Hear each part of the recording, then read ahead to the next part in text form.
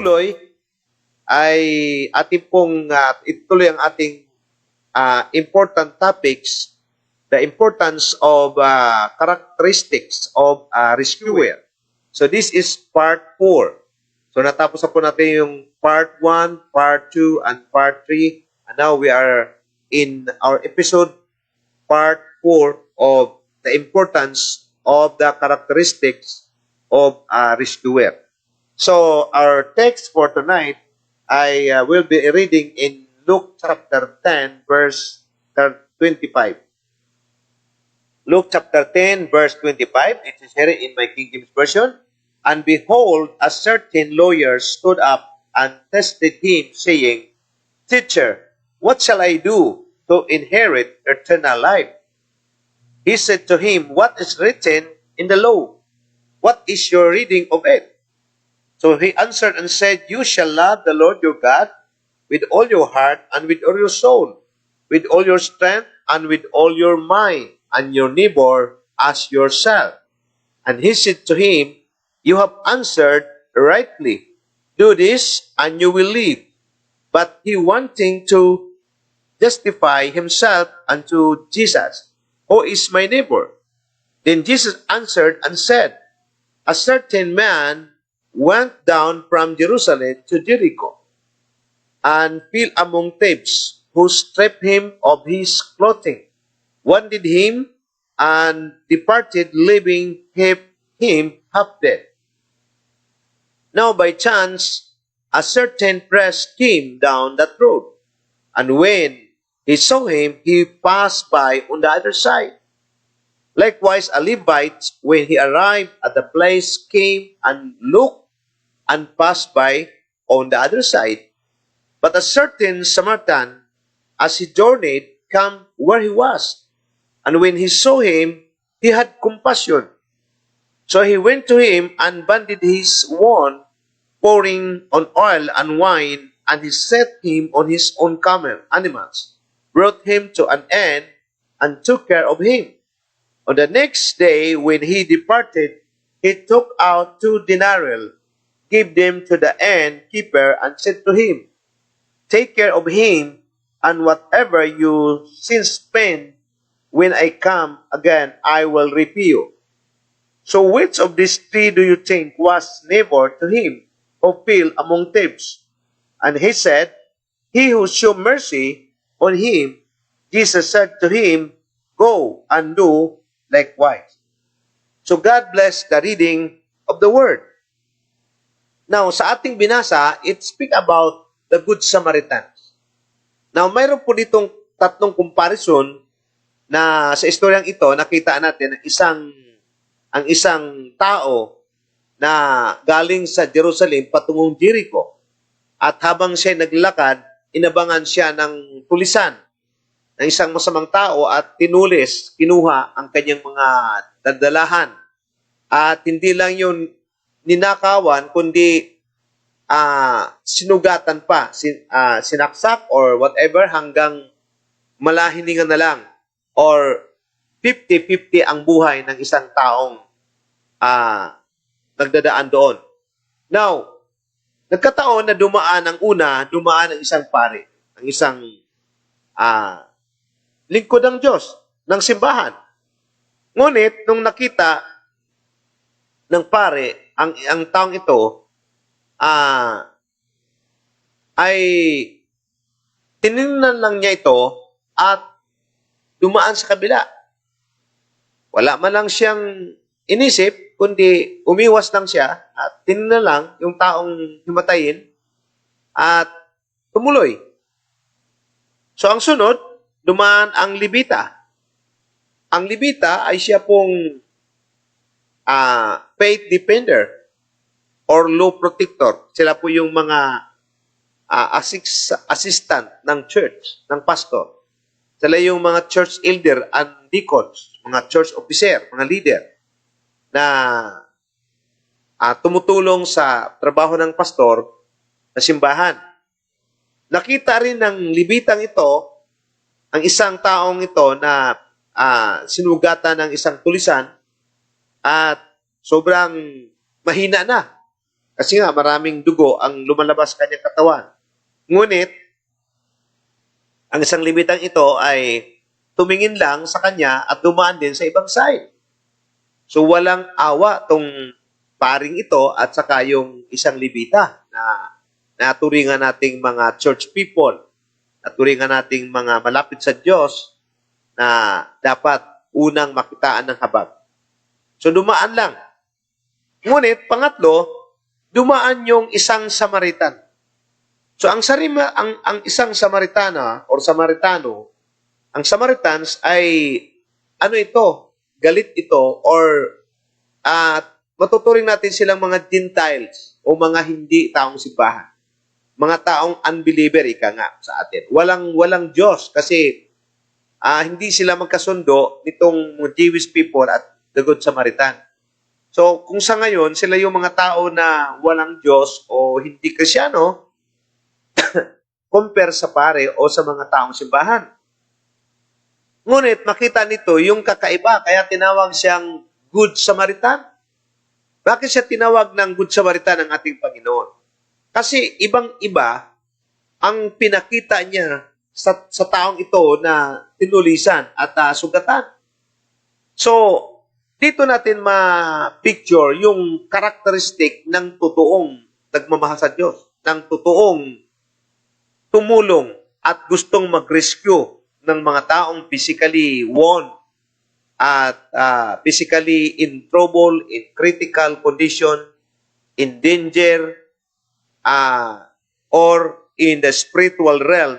Sila yung mga taong malakas ang katawan, buhay, gwapo, maganda, pero himatayin ang kanilang kaluluwa. Ibig sabihin, patay ang kaluluwa nila because there is no relationship with Jesus Christ.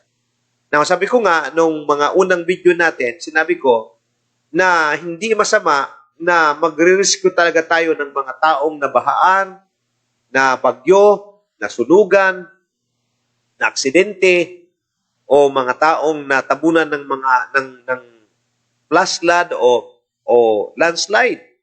So, yung nasa bingit ng kamatayan, ika nga, emergency talaga. Pero, sabi ko, tama naman yun, pero palagi nating tandaan na ang ating natulong sa kanila ay talagang more on physical at more on material na bagay. Which is ginagawa rin naman natin ngayon. Pero, ang gusto kong bigyan diin sa gabing ito, yung rescue operation sa spiritual. Iba yung rescue operation sa physical at material. Kasi madali lang yung physical eh. Siyempre, pag ang tao nasa bubong, ay kailangan mo ng pamboat o bangka para maligtas siya o kailangan mo ng helicopter. Kung nasa natabunan ng mud flow, kailangan na huhukayin. Kung siya nasunugan, kailangan na-trap sa kwarto, kailangan na gagawa ng parang para mailigtas, mailabas, para hindi mamatay. So, kung nagugutom, madali lang. Mamigay lang tayo ng bigas, pagkain, damit, banig, kumot, kung ano mga basic din nila, ginagawa natin din yan ngayon. Pero, ang pinakamahalaga sa lahat, mga kapatid, ay yung pag-rescue sa mga kaluluwa ng mga taong ito.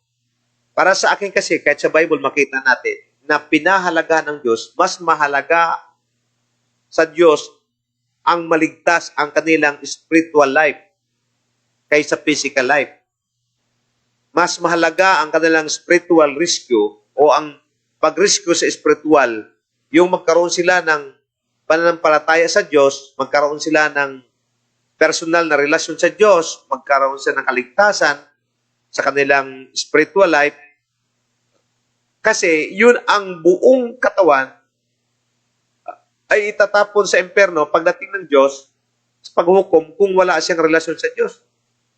Kaya ang pinaka-critical condition ngayon, hindi po ang physical ng tao, hindi po ang material na bagay. Ang pinaka-importante at kailangang madaliin, do not delay, no? Ika nga. Na-rescue natin sa panahong ito ay ang kaluluwa ng mga tao. Maraming mga tao may pera, mayaman, gwapo, maganda, malakas, but spiritually, they are dead. Patay sila sa spiritual kasi wala silang relasyon sa Diyos.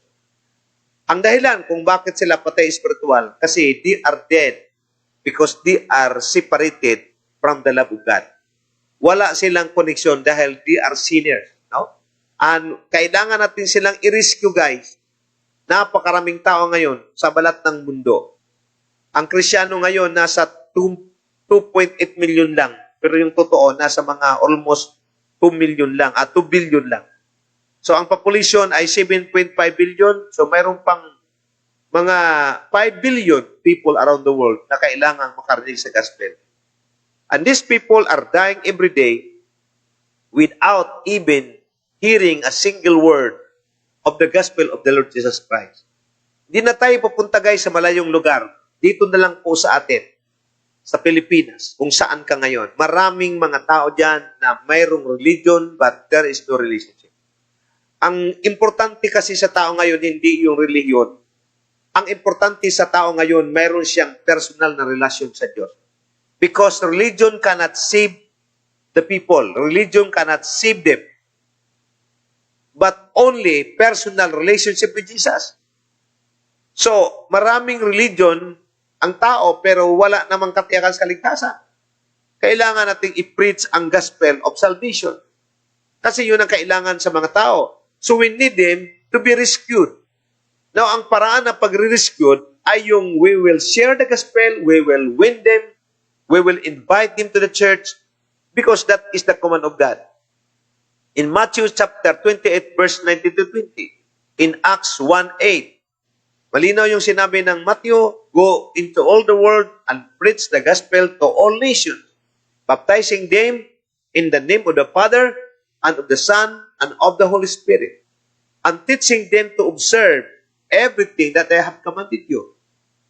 And in Acts 1:8, ang sabi ng Panginoon, and you will be my witnesses from Jerusalem, Judea, Samaria, and up to uttermost part of the earth. So this critical condition of every human being is very, very significant and very, very important, guys. We cannot allow these people marching good to hell, marching good to the punishment without knowing Jesus Christ as the only solution of man's greatest problem, which is called sin. Sin separates from the people from God. Sin brings punishment to the people. So, kaya nga guys, ngayong gabi, we will talk about what are the characteristics of a rescuer. So, lahat po tayong mga believers or mga tinatawag na Christians, Bible-centered and Christ-centered believers, we are part of the rescuer. Can you count yourself, guys, as part of the rescuer? Payag ka ba na ibilang ka na isa sa mga rescuer ng mga kaluwang ito? Of course, ang mga rescuer, hindi sila makapag-rescue kung hindi nila alam. The right person who can share the gospel is the one who experienced the gospel and is the one who experienced eternal life from Jesus Christ. Hindi makapag-share ang isang taong wala siyang relasyon sa Diyos at hindi niya alam ang gagawin kung wala siyang personal na relationship with Jesus. Kaya guys, if you are a believers, if you are a Christian leaders, pastor, missionaries, you are part of the rescuer.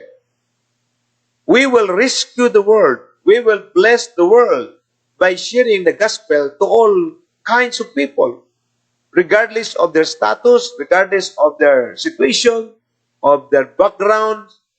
People needs the Lord. People need salvation from on high. And we, as the light and salt of the world, God's great commission is upon us to rescue these people who are in danger, who are in critical condition of their spiritual life. Now, I will mention 4 characteristics of a good rescuer, like what the Good Samaritan did when he tried to rescue a man who are wounded by the thieves. Ano yung unang pinakita dito ng Good Samaritan? Sa verse 33, ito sinabi doon, when a certain Samaritan, as he journeyed, came where he was, and when he saw him, he had compassion. Ang unang kailangan natin sa isang rescuer, guys, yung una, makita natin ang totoong pangailangan ng tao. Ang unang ginawa ng Samaritan, nakita niya ang taong malapit ng mamatay. 50-50, anytime mamatay ang taong ito sa sobrang sugat na natamo niya doon sa isang tulisan. So, tayo rin ba nakakita ng needs? Binanggit ko ngayon na napakaraming tao ang kailangan nating tulungan. Hindi yung mga taong nalubog sa baha, hindi yung nabagyo ng Ulysses, hindi yung nasunugan, maliit na portion lang, guys. Mga taong yun. Ang pinakamalaking problema, ang pinakamalaking kondisyon ng tao, nasa critical condition, yung tao na anytime kukunin sila ni Lord, mamatay sila sa mundong ibabaw na walang relationship with Jesus Christ. And this is very urgent, God. If the victims of fire, flood, typhoons, earthquakes is very urgent, mas urgent po para sa akin, para sa Word of God, ang kaluluwa ng mga tao. Because one soul that being returned to God, the angel of heavens will rejoice because of one soul that returned into the Lord. And unang kailangan natin, dapat nating makita ang pangailangan. That's why tonight, I'm sure pinakita ko sa inyo ano ang need. Bananggit ko kanina, ang statistic, 7.5 billion ang population sa buong daigdig. At sa 7.5 billion, ang Krisyano doon na totoo ay 2 billion lang or less. 2 billion lang, guys. Kahit tayo po ang pinakamalaking religion sa mundo, pero napakalaki pa rin ang mission field, ang maraming tao na hindi pa nabot ng gospel. That's why, as a light and salt of the world, we cannot afford just stay and relax, not talking and inviting and sharing the gospel about Jesus. Kayo ngayong gabi, i-mention nyo, i-share nyo niya ang link sa lahat ng kamag-anak nyo, kaibigan nyo, kaopisyan nyo, classmate nyo, para marinig nila ang gospel nito tungkol sa kaligtasan. Okay? So, nakita nila ang need. God wants us to see the need. People needs the Lord. Many people, maybe, yung mga tao na yan, yung mga nangailangan sa iyo, maaring asawa mo yan, maaring magulang mo yan, maaring mga anak mo yan, maaring manugang biyanan mo, maaring mga kapatid, relatives, close friend. They need you. They are just waiting there that there is somebody who will share the gospel, who will share the salvation of Jesus Christ. So, kailangan makita natin. Nakita ng Samaritano ang pangailangan ng taong ito. So, yun ang pangsiyam na characteristics ng a good rescuer, guys. Makita natin. Hindi kasi tayo gagalaw pag di natin makita. Ngayong gabi, binuksan ko ang ating mga isip at mga mata sa totoong dapat i-rescue. Sa totoong urgency ng pag-rescue. Hindi masama na nakandarapa ang mga tao ngayon to help those people in Isabela, in Cainta, in Marikina, to help those who are flooded by Typhoon Ulysses. Hindi masama. Pero mas mayroong mahalaga sa lahat.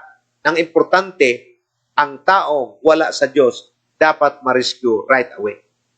Kasi anytime, pag nawala siya sa mundong ito, kukunin siya ni Lord, o nagkaroon ng aksidente na siya ay namatay, wala man lang siyang kamalay-malay kung saan siya mapunta ang kaluluwa.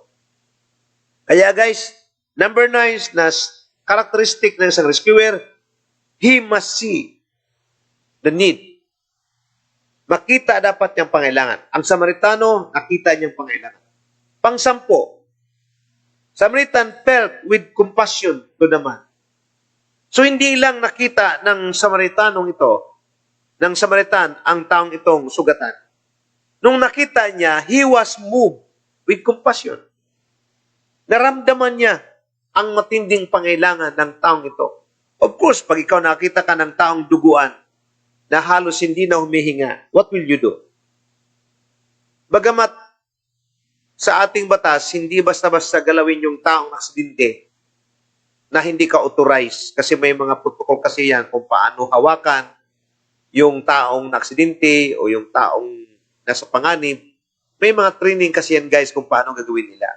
Kaya tayo, hindi basta-basta na gawin natin yung taong duguan. Ang atin lang, i-inform natin ang barangay, ang pulis, ambulansya, hospital, na mayroon ditong emergency, taong na sugatan o kailangan iligtas. So, sa atin, sa spiritual, kailangan natin maramdaman natin. Pagkatapos nating makita, nakaramdam tayo, makaramdam tayo ng habag sa mga taong nangailangan. So, gustong ipakita ng Diyos sa atin, nakaramdam ba tayo na maraming tao ang dapat nating abutin na hindi natin kailang i-delay. Abutin natin sila guys sa pamagitan ng salita ng Diyos. Share the gospel, share the link. Alam ngayon, ang evangelism more on online, digital platform tayo. Because we are now entering into digital world. So, kukunti pa lang yung mga face-to-face, but we are more on digital platform. Kaya guys, naramdaman mo ba? Ang tanong ko ngayong gabi, nakaramdam ka ba ng habag doon sa mga tao na yan? Na maaaring ang tao na yan ay asawa mo, magulang mo, anak mo, kapatid mo, pinsan mo, close friend mo, classmate mo. Guys, mahabag ka na. Ituring mo siyang nangailangan talaga. Don't make it lightly, but make it seriously in helping your family, immediate family members. Huwag tayong mahiyang mag-share ng gospel sa kanila.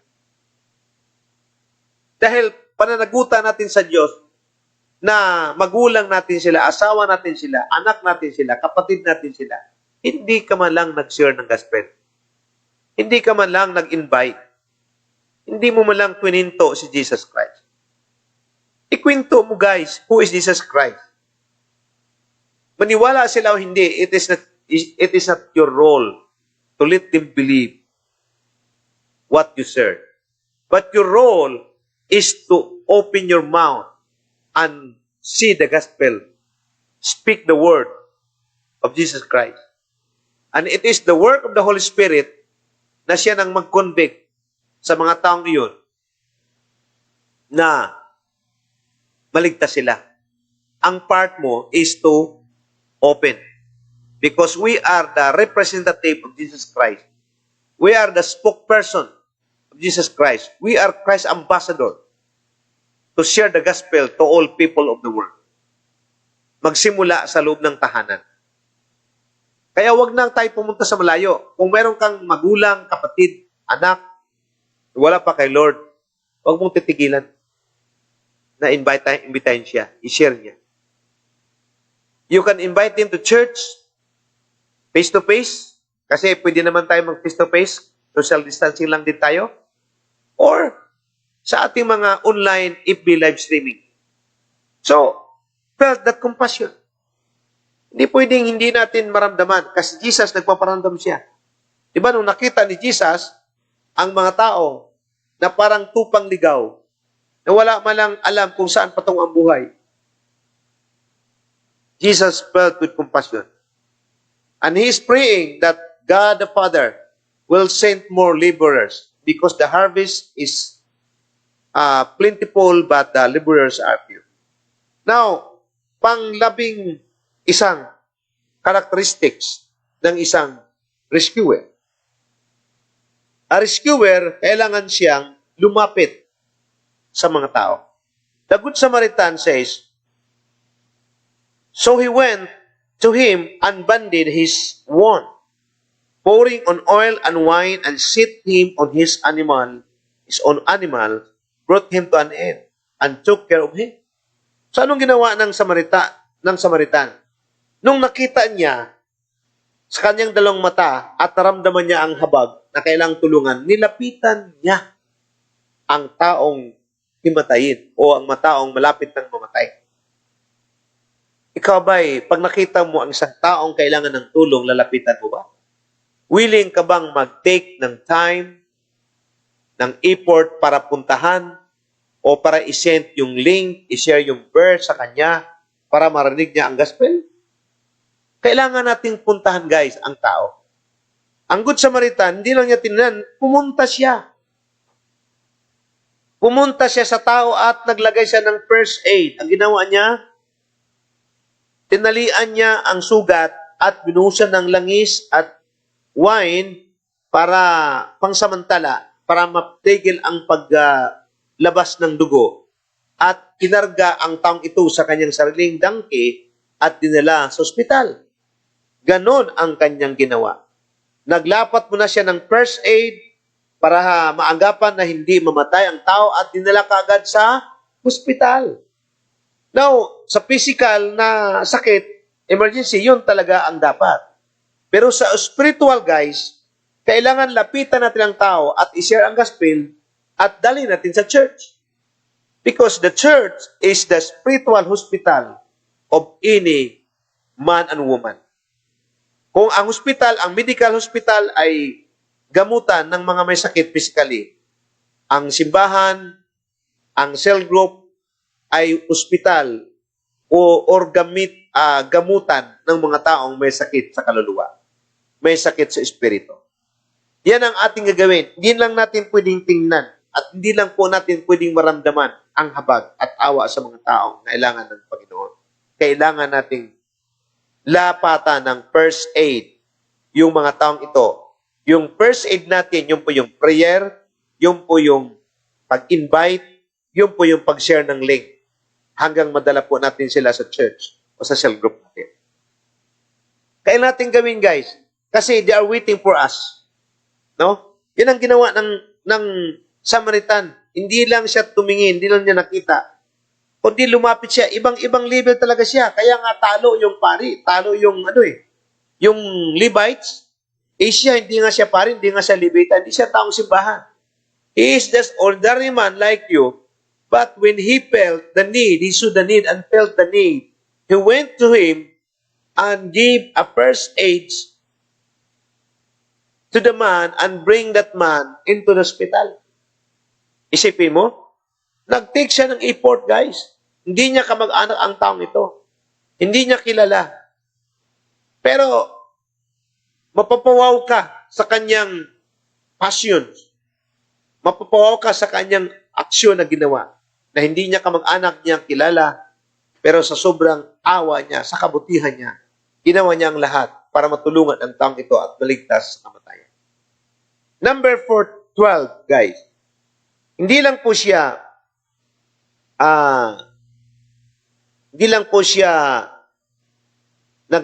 nagbigay ng pauna. Ang taong ito ay dinala sa hospital. Ang taong ito, dinala sa hospital. So hindi lang niya binigyan ng first aid. Dinala talaga niya doon sa hospital. Sinakay niya sa kanyang sariling hayop, kasi noong unang panahon, di pa uso yung four wheels. Ang uso ngayon, kamilyo, sinasakyan nila. Naglalakbay lang sila sa panahon yun. So, dinala niya doon sa hospital o sa medical clinic para gamutin ang taong ito.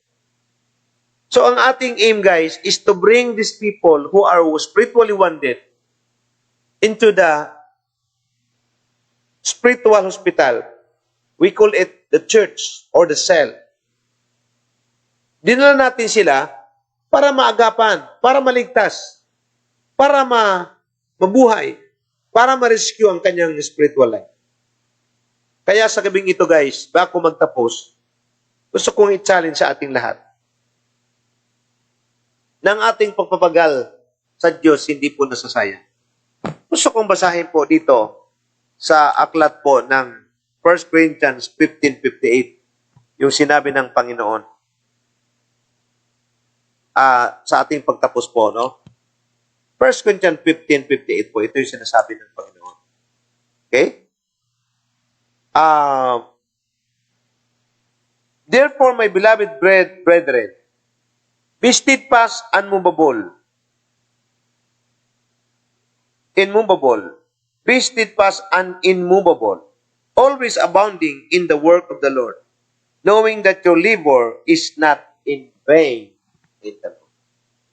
Guys, brothers and sisters, friend in the Lord, our labor, our passion, our effort, our desire, our resources that was being spent for the need of the people, spiritually, materially, hindi po nawala ng kabuluhan.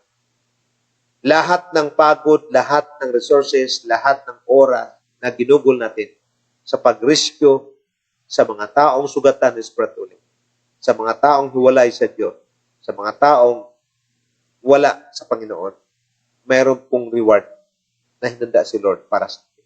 Pero sinabi niya, therefore, my beloved brethren, magpakatatag ka at huwag matitinag. At magpakasipag sa gawain ng Panginoong Diyos. Yamang alam mo na ang pagpapagal mo para sa Diyos, ang pagpapagal natin para sa Diyos, may kabuluhan. Hindi masasayang. Guys, hindi masasayang ang kawang gawa mo. Hindi ka man makapagbigay ng relief goods, hindi ka man makapatulong sa ligtas doon sa mga natrap sa bagyo, nasa bubong, nasa mud flu, but your prayers, your sharing, your invitations ay napakahalaga po para sa spiritual life. Kaya patuloy po tayong mag-rescue. Sa ating simbahan, mayroon po tayong rescue operation na tuloy-tuloy. Hanggang December 31 po yan, guys. Non-stop po yan. Operation Rescue, double-double. Bakit double-double? Kasi ang unang i-rescue natin, mga believers na hihina. Mga Krisyanong nawala na kay Lord or na backslide, ibalik natin sila sa Diyos, sa paan ng Diyos. At pangalawa, yung mga unbeliever, yung mga taong wala pa talagang relasyon sa Diyos. Kailangan natin siyang tulungan. Kaya sa gabing ito, I will pray for you na sa abot ng ating mga kaya, hindi tayo titigil at hindi natin tatantanan ang mga taong kailangan i-rescue spiritually. Hindi sila malayo, malapit lang sila. Sila yung mga mahal mo sa buhay.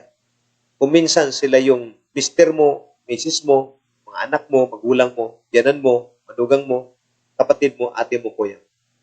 At sila yung mga relatives mo. Close friend mo. Don't allow these guys, this opportunity, to lose your friend, your family, by not sharing the gospel. The most important food and the most important things that people need today is not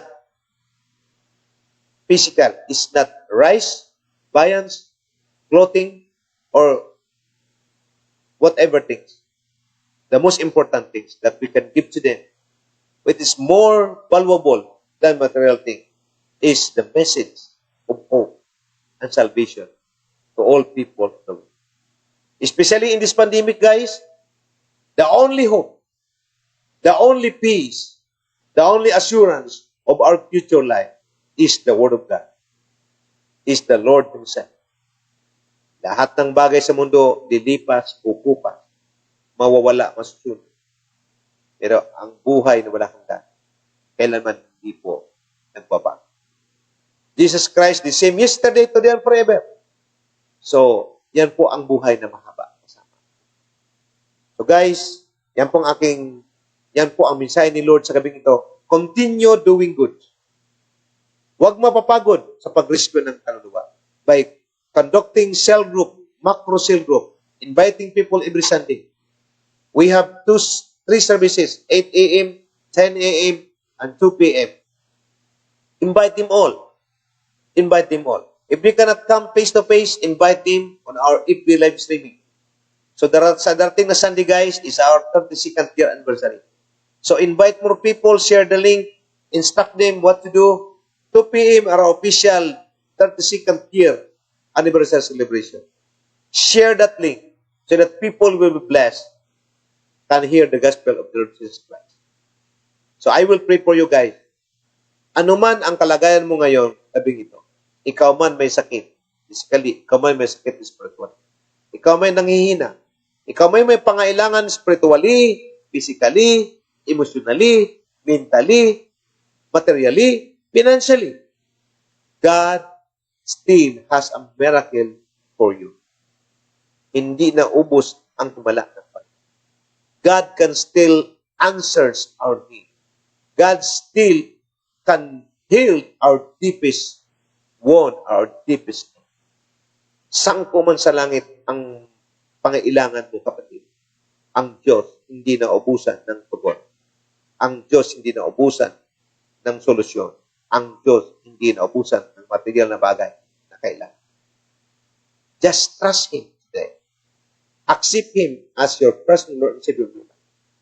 Let Jesus be the God of your life. And let Jesus be the Lord of your life. Let's pray. Panginoong Diyos na dakila. Sa gabing ito, Panginoon, nakita mo ang mga taong nangailangan ng rescue. Kailangan silang masagip sa bingit ng kamatayan sa spiritual life. Panginoon, dalangin ko sa gabing ito.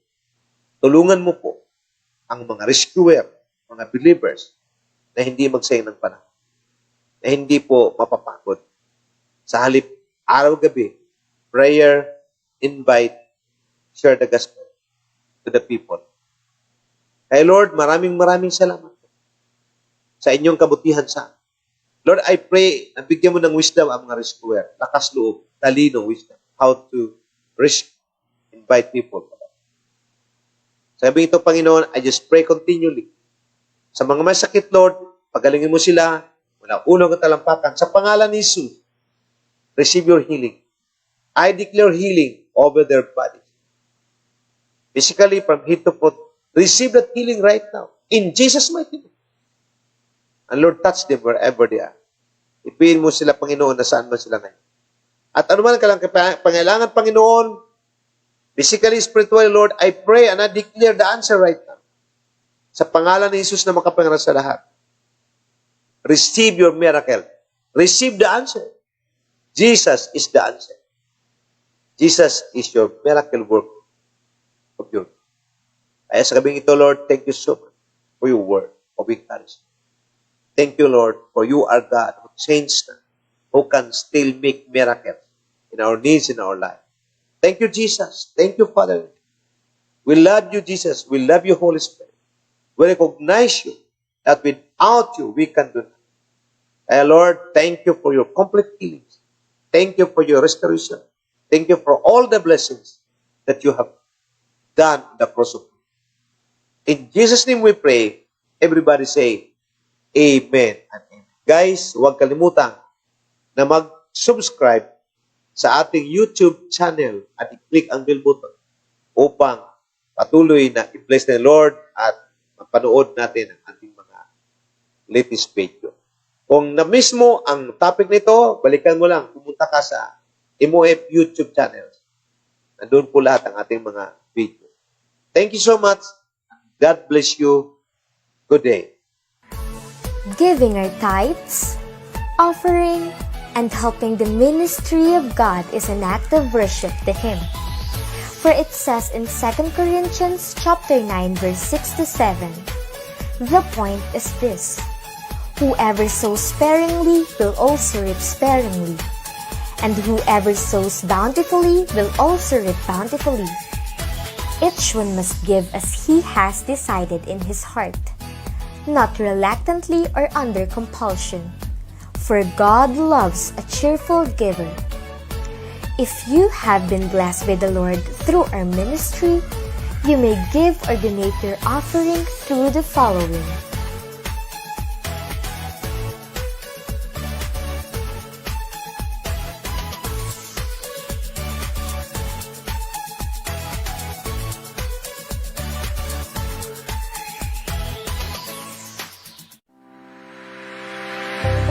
A blessed day, fellow Miraclians. Let us elevate our faith by attending these great opportunities and experience God's goodness in our life. Sunday worship services that starts at 8 a.m., 10 a.m., and 2 p.m. Our regular Tuesday cutting-edge leadership training and Friday mentoring with Bishop William August at 7 p.m. via Facebook live stream. Special training with Bishop William August every second and fourth Saturday of the month. Come and join us on December 6, 2020 on our MOF 32nd anniversary and let us together celebrate God's faithfulness.